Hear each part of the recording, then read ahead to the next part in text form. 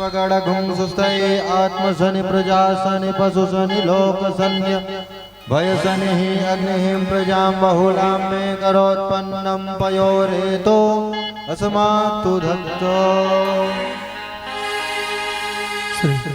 चंद्रमा मनुषो जात चक्षोः सूर्यो अजायत श्रोत्वाद्वायुमुखादग्निर्जायतः।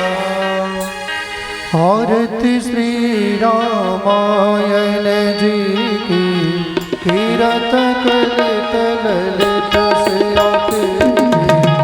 आरती श्री रामायण जी की कीरत कलित ललित से आती। गावत ब्रह्मा दिख मुनि नारद वाल्मीकि ज्ञान विशारद सुख संवाद शेष अरुसारद भरत पवन सुत कीरति। आरती श्री रामायण जी कीरत कलित ललित से आती।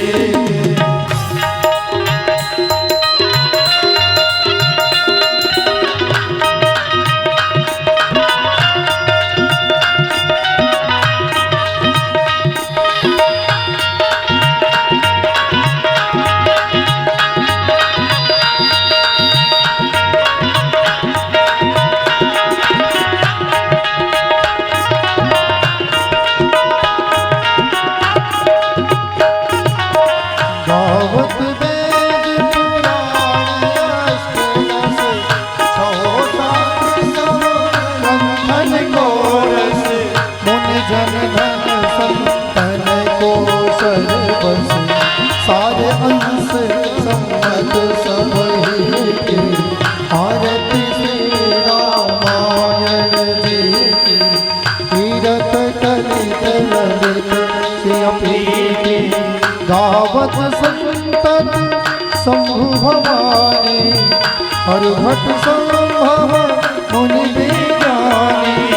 व्यास आदि करुण पठानी काग भूषोत करुण तेहि की।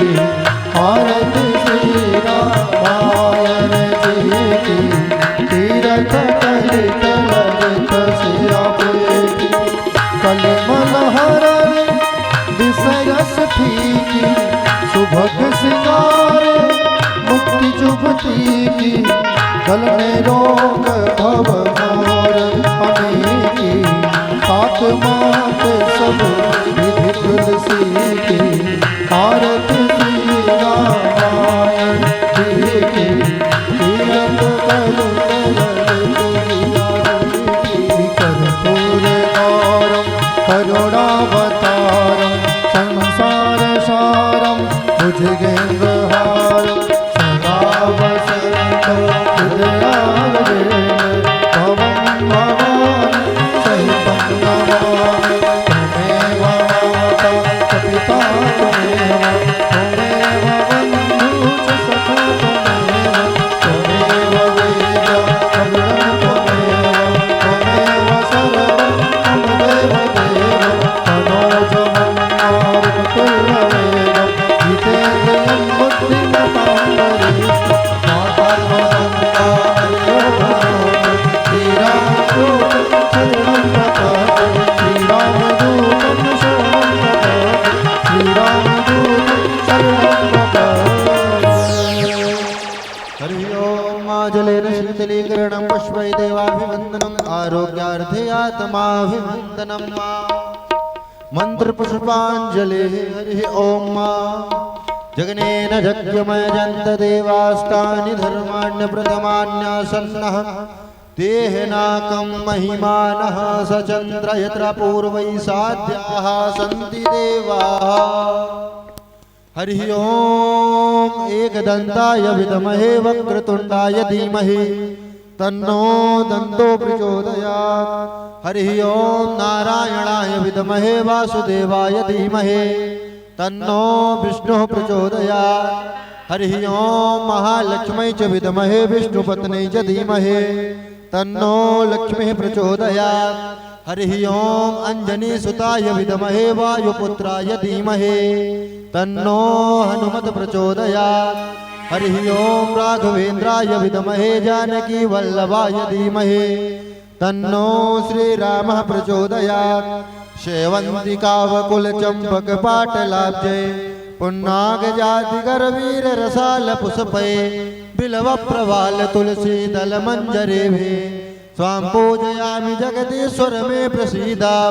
नाना सुगंध पुष्पाणि यथा कालोद्भवानि च पुष्पांजलिर्मया दत्त्वा गृहाणा परमेश्वर मंत्र पुष्पांजलि समर्पयामि। बोलिए राघवेंद्र सरकार की जय, हनुमान जी महाराज की जय, यज्ञ नारायण भगवान की जय।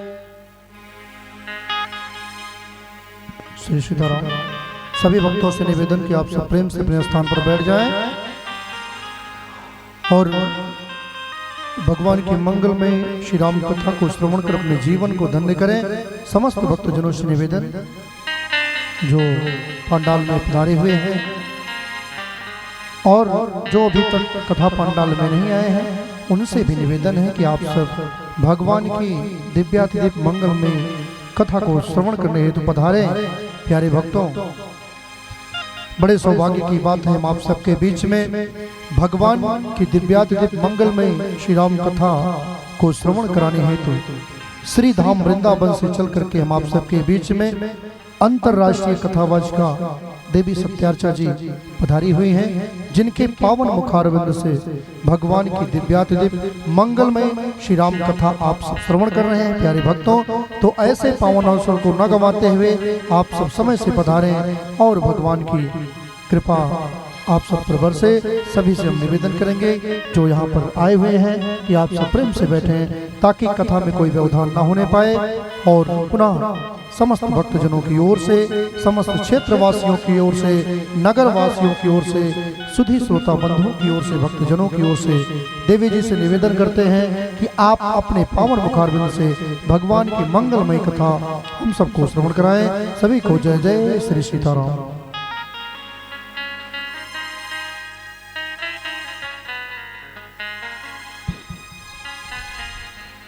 हरि ओम।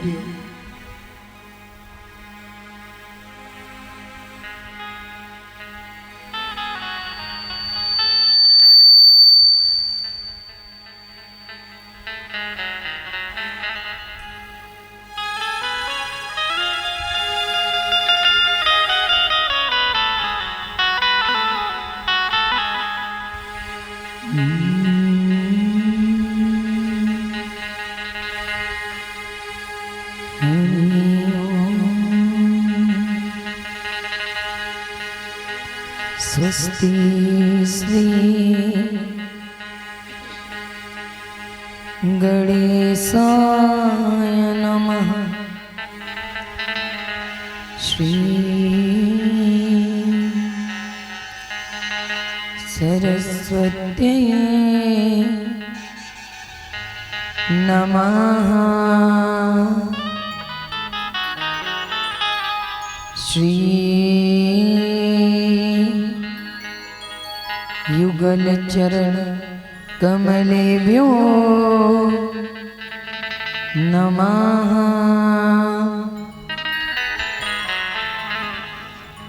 गुरुर्ब्रह्मा गुरुर्विष्णु गुरुर्देव महेश्वर गुरुर्साक्षात् परम ब्रह्मा तस्मै श्री गुरवे नमः। अतुलित बलधामम् हेमशैलावदेहं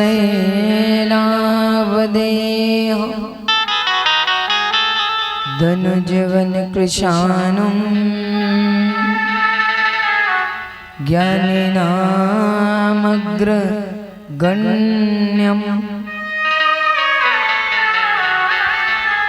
सकल गुण निधानम वानराणामधीशम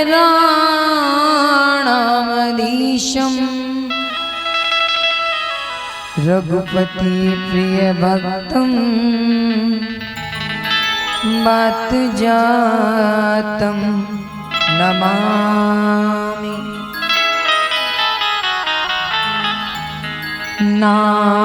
नारायणं नमस्कृत्य नरं चैव नरोत्तमं देवीं सरस्वतीं व्यासं ततो जयमुदीरयेत्।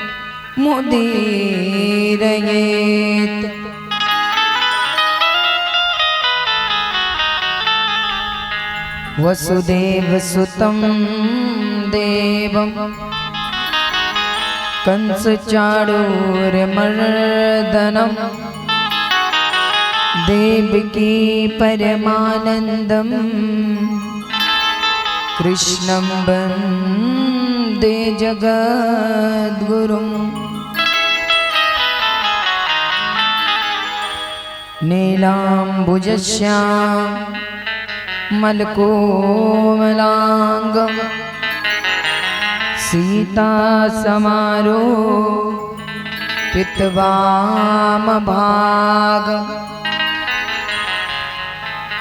पाणो महा सायक चारुचापं नमामि रामं रघुवंशनाथ।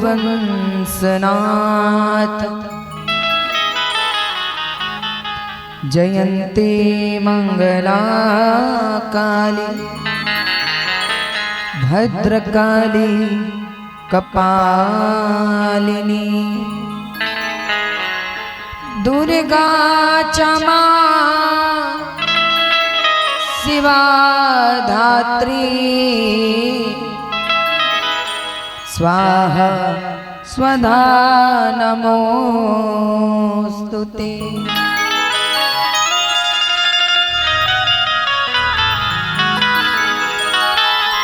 अपने अपने घरन की सब काहू को पीर, जिन्हें पीर सब घरन की धन्य धन्य रघुवीर। दीनानाथ अनाथ को भलो बनो संयोग, अब भी यदि तारोगे नहीं तो हंसी करेंगे लोग। बोलिए हनुमान जी महाराज की जय हो। श्री राघवेंद्र सरकार की जय हो। कृष्ण कन्हैया लाल की जय हो। सद्गुरुदेव महाराज की जय हो। यज्ञ नारायण भगवान की जय हो।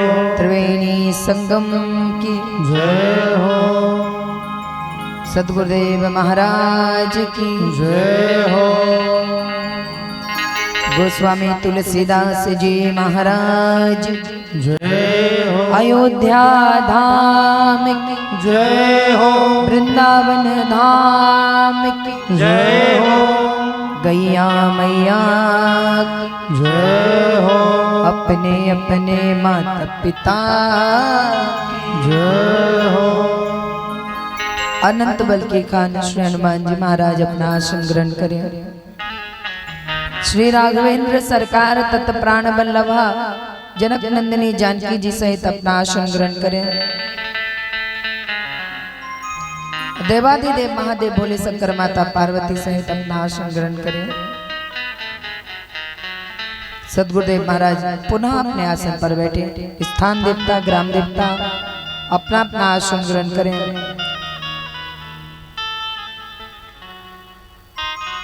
सभी देवी देवता अपने अपने आसन पर आसीन हो गए। अवर प्रवर विद्वान अपना आसन ग्रहण करें। ब्राह्मण समाज, सत्य समाज अपना आसन ग्रहण करें। सभी भक्त वृंदों के हृदय में निवास करने वाले श्री सीताराम जी को मेरा कोटि कोटि नमन वंदन प्रणाम। यजमान परिवार के समस्त पितृगण अपने अपने आसन पर आसीन हो, प्रभु के लीलामृत का पान कर भगवत धाम पधारे। आइए सभी अपने इंद्रियों का निग्रह कर मन को पवित्र करने के लिए, वाणी को पवित्र करने के लिए बड़े भाव से, बड़े चाव से प्रभु के सुंदर नाम संकीर्तन का गायन करेंगे, क्योंकि कलयुग में केवल भगवान का नाम ही आधार है। बाकी सारे कार्य तो निष्फल हो जाते हैं। यदि उनमें थोड़ी त्रुटि हुई तो उनका फल हमें प्राप्त नहीं होता, किंतु कलयुग में भगवान का नाम भाए को भाए अनख आलस हो, नाम जपत मंगल सिदस हो। यदि भाव से नाम लेंगे तो भी, और कोई अपराध हो गया, भूल हो गई, फिर भी हमने नाम लिया तो भी हमारा उद्धार हो जाएगा। इसलिए सनातन धर्म की सबसे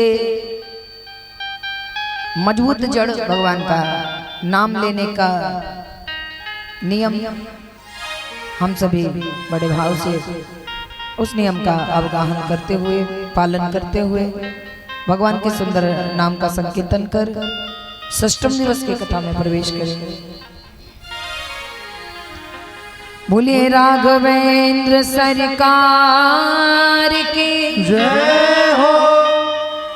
श्री हनुमान जी महाराज की जय हो।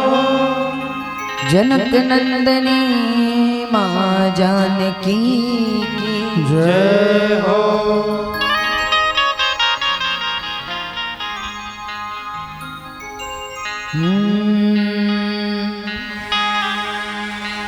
मन लागा मेरा राम फकीरी में, मन लागा मेरा राम फकीरी में, मन लागा मेरा राम फकीरी में, मन लागा मेरा राम फकीरी में, मन लगा मेरा राम, मन लगा मेरा राम, मन लगा मेरा राम, मन लगा मेरा राम, मन लगा मेरा राम, मन लगा मेरा राम, मन लगा मेरा राम, मन लगा मेरा राम, मन लगा मेरा राम फकीरी में, मन लगा मेरा राम फकीरी में, मन लगा मेरा राम फकीरी में।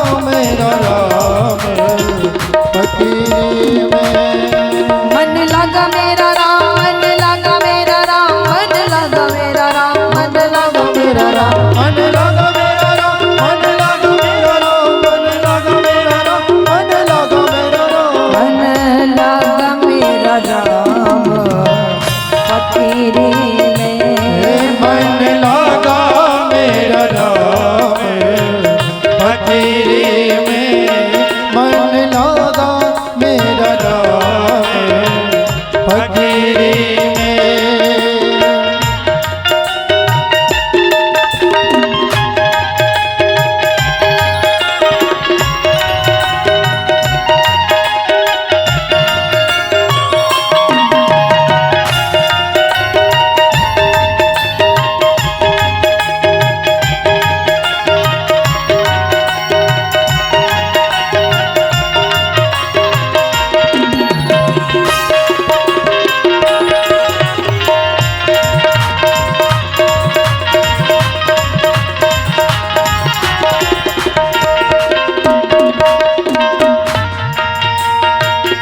जो सुख पाया राम भजन में, जो सुख पाया राम भजन में, जो सुख पाया राम भजन में, जो सुख पाया राम भजन में, वो सुख नाही अमीरी में, मन लगा मेरा राम फकीरी में, मन लगा मेरा राम फकीरी में, मन लगा मेरा राम फकीरी में, मन लगा मेरा राम फकीरी में, मन लगा मेरा राम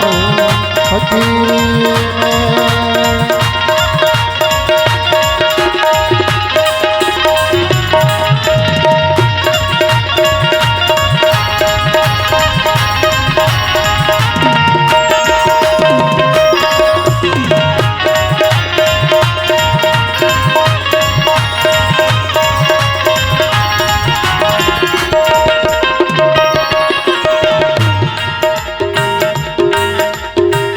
कहत कबीर सुनो भाई साधो, कहत कबीर सुनो भाई साधो, कहत कबीर सुनो भाई साधो, कहत कबीर सुनो भाई साधो, साहब मिले सबूरी में, मन लगा मेरा राम फकीरी में, मन लगा मेरा राम फकीरी में, मन लगा मेरा राम फकीरी में, मन लगा मेरा राम फकीरी में।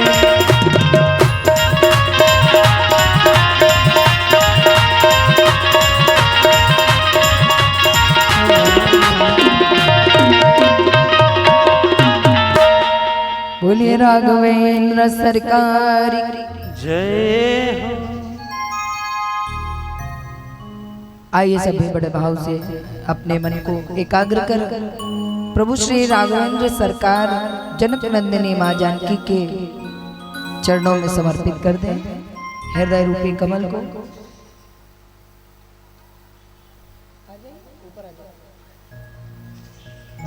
आ जाइए इधर से, आ जाइए।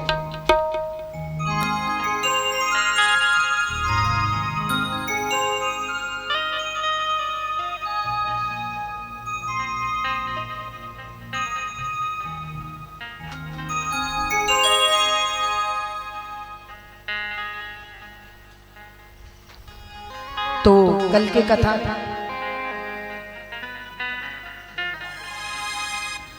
आपने श्रवण किया। भगवान माता कैकेयी के कहने पर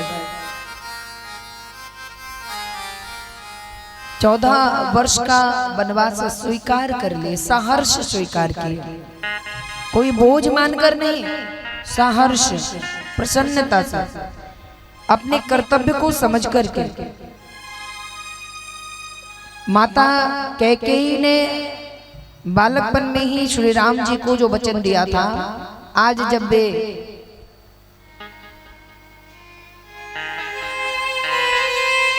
कर्तव्य करने में निपुण दिखे तो बोले उन्होंने मौका देख करके चौका मारा और कहा प्रभु मानो आज वो समय आ गया कि आपने हमसे कहा था कि जब मुझे राज सिंहासन में लेने लगे तो मेरे लिए आप वनवास मांगना, और वही आपकी दया आज हमारे ऊपर उस वरदान के रूप में बरस रही है। आप प्रसन्न होंगे आज, क्योंकि आपने कहा था कि मैं जिस समय वन में जाऊंगा वो मेरे लिए सबसे बड़ा सौभाग्य होगा। क्यों? क्योंकि मेरे लिए एक नहीं हजारों भक्त प्रतीक्षा कर रहे हैं। एक एक स्थान पर हजारों हजारों की संख्या में प्रभु के भक्त विराजमान थे। जिस नगर से निकल रहे हैं, बोले जिस नगर से प्रभु निकल रहे हैं उस नगर के नर नारी आनंदित होकर प्रभु की छवि रूप माधुरी को लूटने के लिए दौड़ रहे थे। तो एक कोई भक्त नहीं था जिसके कारण भगवान वन में गए। कई भक्त, कई हजार भक्त जो ऋषि मुनियों के रूप में, नगरवासियों के रूप में, भीलों के रूप में, कोलों के रूप में, वनवासियों के रूप में, बोले वन में भगवान की प्रतीक्षा कर रहे थे। आज सभी के वचन को पूरा करने के हेतु से भगवान ने वनगमन किया। महाराज दशरथ हाँ राम कहकर के भूमि पर धड़ाम से गिरे। सुमंत्र को कहा, सुमंत्र एक काम करो, अपने साथ इनको विदा करने जाओ, और जब विदा करने जाना तो बोले मार्ग में इन्हें वन दिखा करके वापस घुमा लाना। जैसे बच्चे को मेले में ले जाते हैं ना, मेला दिखा कर वापस लौटा लाते हैं, बोले बिल्कुल वैसे। यदि मेरे पुत्र आने से मना कर दे तो हट करके बलपूर्वक जबरन मेरी पुत्र वधू को वहां मत छोड़ना, क्योंकि जैसे वो मेरे लिए पुत्र वधू पुत्री के समान है, वैसे ही पुत्र वधू तुम्हारे लिए भी पुत्री के समान है, और कोई पिता अपनी संतान को कष्ट में नहीं देख सकता। सुमंत्र जी ने कहा, महाराज ये बात कहने की क्या जरूरत है, मुझसे पूछो, मेरा हृदय फटा जा रहा है जब राम लक्ष्मण और जानकी वन में जा रहे हैं। मैंने कभी भी अपने आप को मंत्री नहीं, अपने आप को इनका पिता ही माना है, क्योंकि राम जी ने मुझे हमेशा पिता का ही प्रेम दिया है। ऐसे में आप ये बिल्कुल भी विचार ना करें कि मैं इनको वहां छोड़ने के मत में हूं। नहीं, मैं इसकी पुष्टि नहीं करता महाराज, कदापि नहीं करता। मैं चाहता हूं कि ये वहां पर ना रुके और मेरी बात, मेरे अश्रु, मेरे भाव, मेरी पीड़ा, मेरी विकलता को देख करके मेरे साथ चले आए। मैं तो यही अपने देव से मना रहा हूं। सुमंत्र जी ने रथ में बिठाया, लेकर चले। अरे अयोध्या की प्रजा की दशा, बोले कुछ भी हो जाए, मर जाए, लेकिन राम जी का साथ नहीं छोड़ेंगे, चाहे कुछ हो जाए। राम जी के साथ अयोध्यावासी लग लिए, बोले हम रुकने वालों में से नहीं है, साथ जाएंगे, चाहे मन में मरे जिए, खाने को मिले ना मिले, रहने को मिले ना मिले, परिवार छूटे, संसार छूटे, रिश्तेदारी छूटे, मतलब नहीं है, लेकिन राम जी छूटे तो ये जीवन, ये शरीर को धिक्कार है, हम साथ चलेंगे।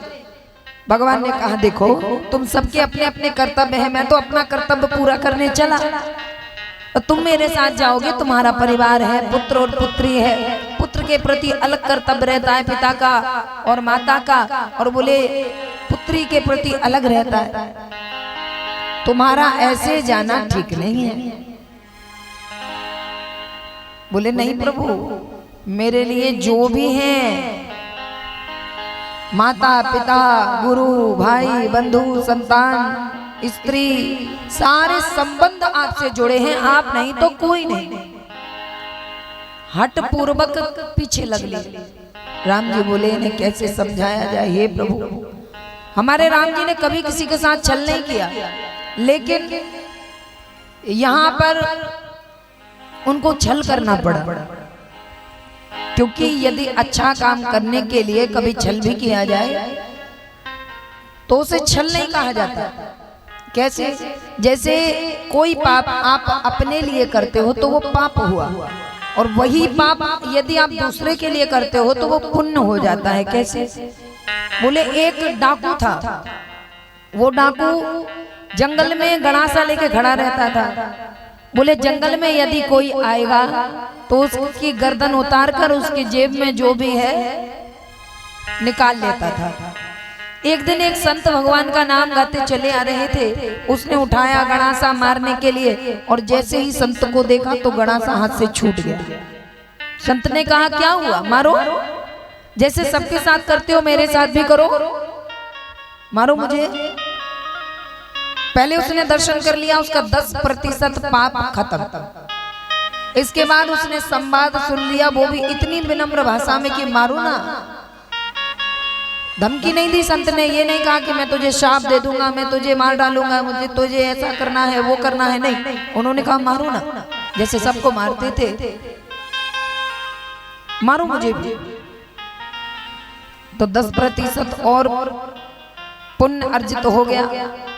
बोले तुरंत उसने गणासा को तो पहले ही फेंक दिया और बोले चरण पकड़ लिए।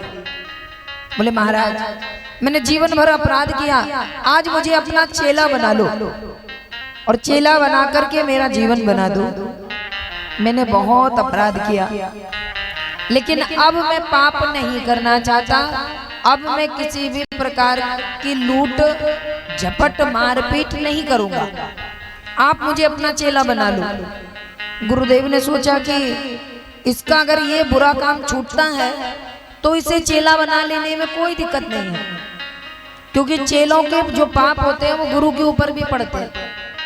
तो बोले मैं बना लेता हूँ, बना लिया। बोले अब मुझे कोई ऐसा मार्ग बताओ जिससे मैंने आज तक जितने पाप किए हैं मैं उन पापों को मिटा सकूं। बोले मुझसे जितने अपराध बने हैं उन अपराधों को मिटाने के लिए आकर के मुझसे जैसा हो सके वैसा आप कार्य करा लीजिए। जो मैंने जीवन भर पाप किए वो कैसे मिटेंगे। आज बोले जब उसने कहा तो गुरुदेव ने कहा एक काम करो, तो मैं एक लकड़ी देता हूँ सूखी, इस लकड़ी को लेकर के सभी तीर्थों में जाओ, सभी नदियों में स्नान करो, सभी मंदिरों में जाकर के दर्शन करो, और तब तक ये कार्य करते रहना जब तक कि तुम्हारे हाथ में ये जो लकड़ी है ये हरी ना हो जाए, तब तक करना। बोले ठीक है गुरुदेव, चल दिया। बड़ी निष्ठा थी गुरु के चरणों में। जीवन भर भले ही उसने अपराध किया हो, लेकिन आज उसके मन में गुरुदेव के प्रति बड़ा सम्मान है, बड़ा समर्पण है। आज्ञा का पालन करने चेला चल दिया, सभी नदियों में स्नान भी कर लिया, सभी मंदिरों में दर्शन भी कर लिया। अब उसने क्या किया, अपनी पोटली में रखी हुई उस लकड़ी को देखा, वो सूखी थी। बोले अरे कैसे हरी होगी, और पुण्य करूंगा। अब 4 धाम कर लिए उसने, फिर भी पोटली खोल कर देखी लकड़ी सूखे की सूखी। कहने लगा ऐसा क्या गुरुजी ने बता दिया, क्या करूं। तरह तरह के उसने जहां मंदिर देखे, जहां पर तीर्थ देखा, जहां नदी देखी, सब कुछ किया, लेकिन लकड़ी सूखी। परेशान हो गया। उसने कहा देखते हैं प्रातःकाल कोई और मार्ग पकड़ेंगे जिससे ये लकड़ी हरी हो जाए। उसने पोटली में बांध दी और बांध करके सिरहाने रख दी और एक पीपल के वृक्ष के नीचे सो गया। विशाल पेड़ था। अब उस पेड़ के ऊपर बैठे थे 4 चोर। अब वो चोर कह रहे हैं आपस में कि सुनो, चारों कह रहे हैं एक दूसरे से कि तुम जाओ पास के नगर में, जैसे ये लोग सो जाएं सारे कीमती सामान चुरा लाओ। दूसरे से कहा कि तुम जाओ वहां पर निगरानी करना कि कोई जाग ना जाए, अगर जागे तो बताना, हम सब भाग जाएंगे।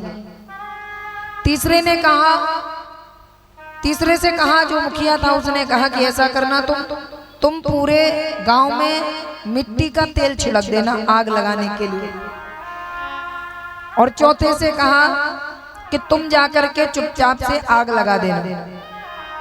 चारों की योजना बन गई। ये नीचे लेटा हुआ था डाकू, इसने कहा कि ठीक है, यदि ऐसी ही बात है तो बोले कि चारों की योजना इसने सुन ली। अब इसने चिल्ला करके कहा, अरे भैया तुम्हारी योजना ही गड़बड़ है। बोले क्यों? बोले ऐसे थोड़ी चोरी होती है, आओ हम बताएं कैसे होती है। हम तो जाने माने डाकू है, नाम सुना है, मैं वही हूँ। बोले अरे वाह, इनसे तो कुछ ज्ञान मिल जाएगा चोरी का, कैसे चोरी करना है। तो बोले जैसे ही एक उतर करके आया, बोले इसने गर्दन मरोड़ दी और झाड़ियों में फेंक दिया। दूसरा आया, बोले पहले को कहाँ भेज दिया? बोले उनको मैंने बता दिया कैसे चोरी करना है और वो गए। दूसरा आया, उसकी भी गर्दन दबाई और उसे भी झाड़ियों में फेंक दिया। तीसरा आया, उसने पूछा दूसरे कहाँ गए? बोले गए, उनको चोरी बताई है कैसे करना है, योजना से लगा दिया मैंने। तीसरा आया, उसका भी गला मरोड़ कर मार दिया। और बोले चौथा आया, बताया तीसरे को भी काम पे लगा दिया, चौथे को भी मार दिया। बोले हाथ चढ़ाए, बोले हम करवा दें तुम्हें चोरी। और बोले अब उठाई उसने पोटली, और पोटली जैसे ही खोल के देखी लकड़ी हरी हो गई। और जैसे ही लकड़ी हरी हुई, दौड़ता दौड़ता गया, गुरुदेव गुरुदेव, लकड़ी हरी हो गई। गुरुदेव आश्चर्य में पड़ गए, बोले दिखाओ। बोले देखो ये लकड़ी तो हरी हो गई। तो बोले तुमने क्या किया था? बोले मैंने सभी नदियों में स्नान किया, तीर्थों में गया, धामों में गया, सब कर लिया, लेकिन लकड़ी हरी नहीं हुई थी। बोले ध्यान से देखी थी? बोले हाँ। और सिराने रख के सो गया। और जैसे ही मैंने 4 चोरों को मारा जो कि एक गांव की पूरी जनता को मारने की योजना बना रहे थे, मैंने जैसे ही उनको मारा तो गुरुदेव लकड़ी हरी हो गई। गुरुदेव ने कहा जो काम तुम अपने लिए करते थे, धन चुरा कर गला काट दिया करते थे, वही काम तुमने जब पूरे गांव को बचाने के लिए किया तो वो पाप नहीं, वो पुण्य बन गया। इसीलिए ये सूखी लकड़ी जो कभी हरी होने वाली नहीं थी, परमात्मा को तुम्हारे पुण्य के कारण इसे हरी करना पड़ गया। ये हरी होने के लिए नहीं दी थी, मैं तो तुम्हें भेज रहा था कि तुम जाकर कैसे भी समय निकालो तीर्थों में, शायद दया निधान को दया आ जाए और बोले तुम पर कृपा कर दे। मैंने तो जानबूझ के तुमको भेजा था, लेकिन भगवान को तुम्हारे पुण्य और गुरुदेव की बात वचन को सत्य करने के लिए सूखी लकड़ी को हरी करना पड़ गया। इसे ही कहते हैं पुण्य क्या है और पाप क्या है। इसे कहते हैं गुरु के चरणों में निष्ठा, विश्वास, प्रेम। तुम्हारा विश्वास था मेरे ऊपर, इसलिए ये सूखी लकड़ी को हरी होना पड़ गया। ये लकड़ी हरी होने के लिए नहीं दिया था मैंने तो ऐसे ही पकड़ा दिया था कि कुछ समय निकालेगा धाम में तो कहीं ना कहीं तो पुण्य हो ही जाएगा। तो ये है, अगर अपने लिए किया जाए तो वो पाप है, यदि वही किसी को बचाने के लिए, परोपकार के लिए किया जाए तो बोले वही पुण्य बन जाता है।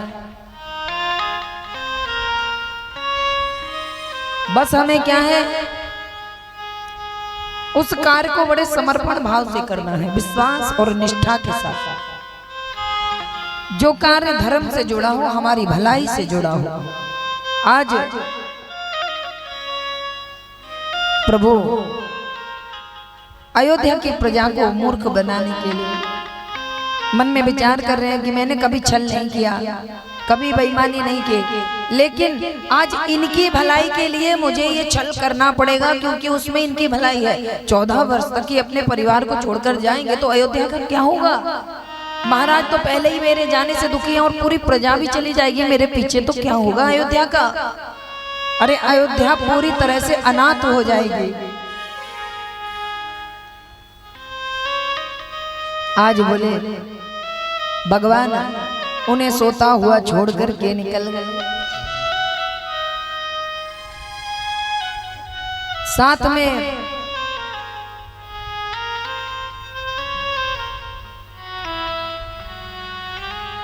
निषाद को ले रखा है। क्यों? मार्ग पूछने के लिए नहीं, धरती पर क्या मार्ग पूछेंगे जो यहाँ से वहां जाने का मार्ग वेदों में लिख कर गए हैं। जिनके पास यहाँ से वहां जाने का मार्ग है वो इस मार्ग को पूछकर क्या करेंगे? जो ऊपर जाने का मार्ग लिख कर बता कर गए हैं कि ऐसे ऐसे तुम ऊपर आ जाओ, उन्हें क्या जरूरत है कि वे मार्ग पूछे कि यहाँ से झाड़ियां हैं, इधर से पगडंडी है, यहाँ से अच्छा मार्ग है, यहाँ से पत्थरों का मार्ग है और यहाँ से सुंदर मार्ग है। ऐसा उन्हें क्या पता नहीं, लेकिन फिर भी कहीं ना कहीं निषाद के पुण्य प्रबल होकर के उनके आगे आ गए और भगवान को उनका साथ लेना पड़ गया। भगवान ने गंगा किनारे जाकर गंगा की महिमा को आपने सुना। माता गंगा का स्मरण कर आगे चले हैं। समय का अभाव होने के कारण कल की कथा को इसलिए थोड़ा सा आपको बताया गया है कि ताकि और रूपरेखा तैयार हो जाए कि भाई कथा का क्रम ये था। तो आइए हम सभी अब आगे की कथा की ओर चलते हैं। बोलिए राघवेंद्र सरकार जय हो। सभी आनंदित हैं कि प्रभु के साथ वन में जाएंगे, लेकिन रोना पीटना शुरू हो गया जब भोर हुई। सारी अयोध्या की प्रजा रो रो करके बुरा हाल हो गया। प्रभु ने ऐसे रथ चलाने को मंत्र से कहा था कि बोले पहिए के और घोड़ों के पैरों के निशान तक नहीं दिखने चाहिए, ऐसे चलना। ऐसा ना हो ये प्रजा मेरे पीछे पीछे चली आए, जो मुझे बिल्कुल भी ठीक नहीं लगेगा। मेरी प्रजा कष्ट पाए ये मुझे स्वीकार नहीं है। प्रजा के लिए मैं कष्ट पाऊं ये तो बहुत अच्छा है, लेकिन मेरी प्रजा दुखी नहीं होनी चाहिए। आज बोले माता जानकी को लेकर के केवट से मिले और बोले केवट से कहा पार उतारने के लिए। अच्छा ये केवट कौन है? बोले केवट है पूर्व जन्म में ये केवट था कछुआ। अब ये क्या कर रहा था? क्षीर सागर में भगवान के पैर छूने के लिए जाए। ये जो जानकी मैया है यही लक्ष्मी मैया थी, और ये जो लक्ष्मण जी हैं ये ऊपर से फन बनाए हुए थे शेष। तो बोले भगवान का चरण थोड़ी ही दूर था, लेकिन कछुआ छू नहीं पा रहा है। क्यों?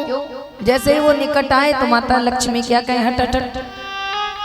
और जैसे ही माता लक्ष्मी चरण दबाने में भूल जाए तो वो जो ऊपर फण लगा के बैठे हैं वो एकदम फुफकार मारे, हट। उस कछुए ने कहा कि मैं भी यदि भगवान के चरणों का अनुरागी हूँ, परम सेवक हूँ, तो मैं भी सौगंध खाता हूँ। जिन चरणों को छूने के लिए आज तरस गया हूँ ना, इन चरणों को रगड़ रगड़ के लाल न कर दिया तो मेरा भी नाम केवट नहीं। प्रतीक्षा करने से, निष्ठा और विश्वास होने से हमारी कामना भगवान को खुद आकर पूरी करनी पड़ती है। जैसे राम जी ने आकर उस केवट की कामना पूरी की, वो कछुआ बना है अब केवट। अब भगवान बोले केवट के प्रसंग में आइए थोड़ा सा हम आनंद लेते हैं, क्योंकि कल तो केवल झांकी के माध्यम से देखा लेकिन सुना नहीं था। तो आइए गोस्वामी जी क्या कह रहे हैं। गोस्वामी जी का भाव जो है एक भक्त का भाव है, तो वे हर चरित्र में भक्ति भर रहे हैं। मांगी ना बना के बटवाना, मांगी नावना के बटवाना, कहाई तुम्हार मरम में जाना, कहे तुम्हारे मरम में जाना, चरण कमल रज कहूँ सब कहा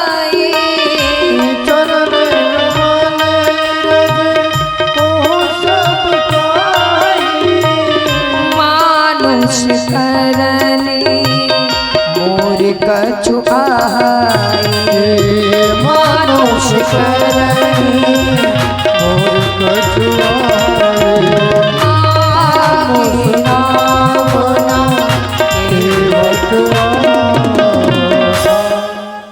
अब इसके दो मतलब निकलते हैं। मांगे नाम न के बटाना, मांगी पर आ नहीं रहा है। प्रभु तुमने मुझे परेशान किया था, आज मैं तुम्हें परेशान करूंगा, बदला लूंगा बदला। और देखो भक्त और भगवान के बीच में ही ये हास प्रयास, ये विनोद चलता है। बाकी तो और कोई संबंध में तो ऐसा है ही नहीं। इतनी सच्चाई, इतना प्रेम, इतना विश्वास और इतनी मजबूती जितना भक्त और भगवान के बीच में है। भगवान से भक्त कह रहा हम परेशान करेंगे, कितना परेशान किया था कहो। सावरे सरकार आज मेरे घाट पे आए हो, मैं वहां गया तो मुझे देखकर मुस्कुरा रहे थे। इधर जानकी मैया जो कि माता लक्ष्मी परेशान कर रही थी, इधर तुम्हारे अनुज लक्ष्मण यानी कि शेष मुझे परेशान कर रहे थे और आप मुस्कुरा रहे थे। आज हम देखते हैं बदला लेंगे। मांगी नाम न के बटाना नहीं, वो भी थोड़ा सा विनोद करने के लिए बोले घमंड में। इधर बोले मांगी नाम न, जब मांगी ही नहीं है नाम तो आए कैसे। लेकिन जब मांगेंगे नहीं तो भगवान से बदला कैसे होगा। तो बोले तुरंत कठौता लेके दौड़ा है, परिवार को कहा जल्दी आओ। उधर तो मैं अकेले था और मुझे चरण छूने को शायद इसीलिए नहीं मिले कि मेरे पूरे परिवार के भाग्य में इनके चरण है, इसीलिए हो सकता है मुझे अकेले चरण का दान नहीं मिला। आओ जल्दी, चरण छूने का सौभाग्य नहीं मिला। परिवार को लेकर के दौड़ा, भगवान के आगे कटोरा रखा है, बड़ा सुंदर, उसमें गंगा जल भरा है। अब मन में सोच रहा है कि ये तो चूल्हे को आग दिखाने जैसा हो गया। ये जो मैंने कटौते में गंगा भरी है, ये तो गंगा इनके ही चरण से निकली है। मतलब आग के बड़े विशाल बृहद पुंज को तुम्हारे द्वारा आग दिखाना जैसे सूर्य को अग्नि दिखाने के समान हो गया। क्योंकि गंगा तो इन्हीं के चरण से निकले हैं और उन्हीं के चरण से निकली हुई गंगा के जल से मैं उन्हीं के चरण धुला रहा हूं, तो मेरा इसमें क्या है। तो बोले मेरा है ना, मेरी प्रतीक्षा इसमें है, इसमें मेरा प्रेम है, इसमें मेरी श्रद्धा है, मेरा विश्वास है, मेरी प्रतीक्षा है कई जन्मों पुरानी। अब प्रभु के चरण को पकड़ा है, उसने सामने रख दिया। बोले ऐसे नहीं बैठने देंगे ना, मुझे पता है। अभी अभी आप के चरित्र के बारे में मैंने सुना, आप गए थे विश्वामित्र जी के साथ गौतम ऋषि के कुटिया पर, आपने कुछ कमाल किया है। क्या किया? बोले पत्थर की शिला को नारी बना दिया, जबकि जान रहा है कि वो पहले से नारी थी, श्राप बस शिला बनी थी, उन्हें वापस नारी बनाया है। लेकिन फिर भी कह रहा है आपने पत्थर की शिला को नारी बना दिया। वो हम नहीं जानते पहले से नारी थी या नहीं थी, लेकिन आपने छू करके बनाया है। अब ये बेचारी मेरी नाम, वो तो पत्थर था तो नारी बन गई, और ये बेचारी कठौए की है, काठ की है। ये अगर नारी बन गई तो एक तो मेरा व्यापार खत्म हो जाएगा, मेरी रोटी पानी खत्म, और दूसरा एक नारी घर में है, दूसरी और आ जाएगी तो बहुत बुरा हो जाएगा। एक को संभाल नहीं पा रहा हूँ, दूसरी और आ जाएगी तो गड़बड़ हो जाएगी प्रभु। इसलिए मैं उस रज की महिमा जानता हूँ, मैं पहले रज धो करके हटाऊंगा, मैं पूरी तरह से एक एक कण को निकाल लूंगा। भगवान ने कहा जैसी मर्जी, तुम्हारे द्वार पर खड़े हैं, पार लगाना है तो लगा दो, नहीं तो यहीं खड़े रखो। तुम्हारी मर्जी भाई, तुम्हारे द्वार पे खड़े, हम तो विवश हैं।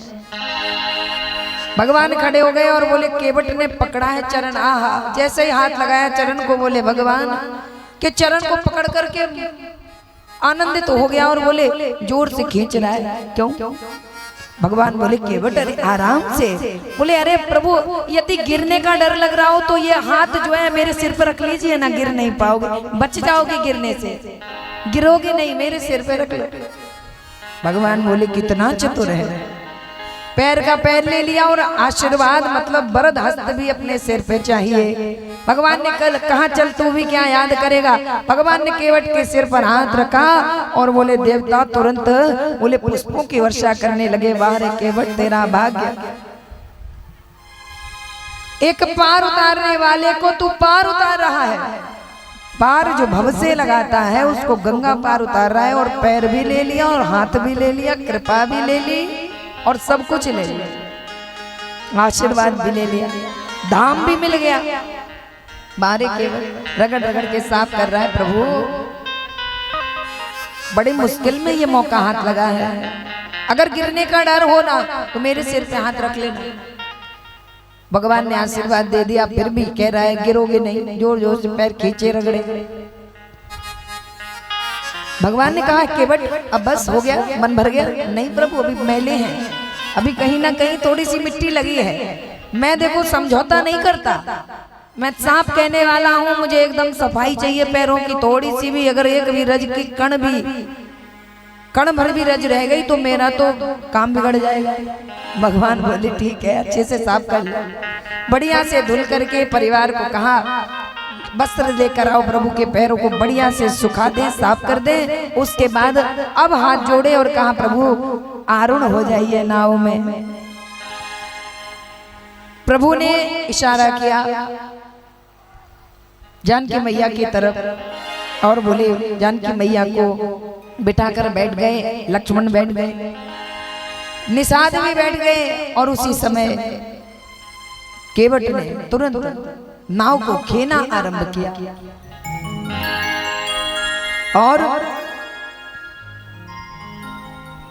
ऐसे सुंदर धाम के स्वामी आज केवट की नाव में बैठे हैं, सभी बड़े आनंदित हैं। त्रिभुवन विदित अबध जिकर नमुआ, त्रिभुवन विदित अबध जिकर नमुआ, बड़ा निक लागे राघव जो के गमुआ, बड़ा निक लागे